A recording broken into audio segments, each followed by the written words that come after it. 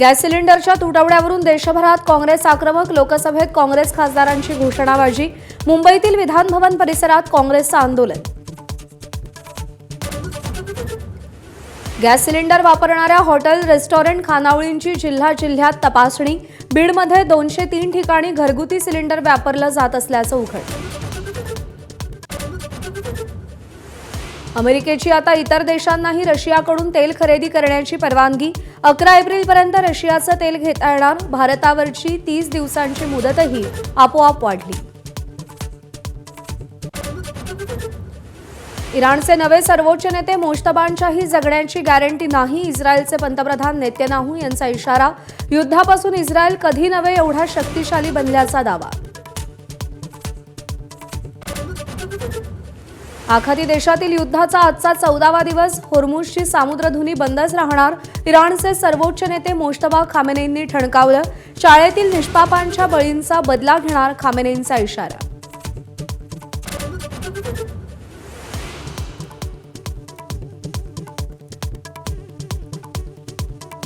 अमेरिकेवर आता इराकमध्येही हल्ला, लढाऊ विमानांना इंधन पुरवणारं विमान पाडलं, इराकमधल्या इराणप्रेमी गटाचा हल्ल्याचा दावा।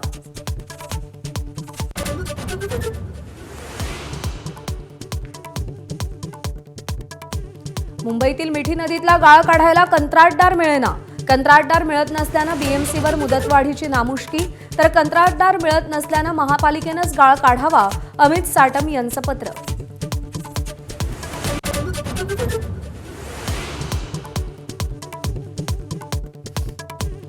महाराष्ट्र धर्मस्वातंत्र्य विधेयक आज विधानसभेत मांडणार, जबरदस्तीनं किंवा प्रलोभनं दाखवून होणारं धर्मांतर रोखण्यासाठी विधेयक, गेल्या आठवड्यात मंत्रिमंडळ बैठकीत विधेयकाच्या मसुद्याला मंजूर।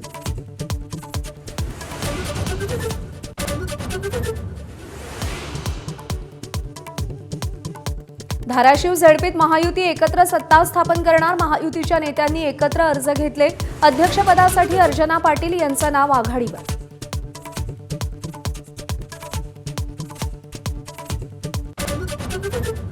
राज्यात 17 ते 20 मार्च दरम्यान मेघगर्जनेसह वादळी पावसाची शक्यता, विदर्भ, मराठवाडा, खानदेश, मध्य महाराष्ट्रात पावसाच्या सरी कोसळण्याचा अंदाज, पिकांना सुरक्षित ठेवा, कृषी विभागाचं आवाहन।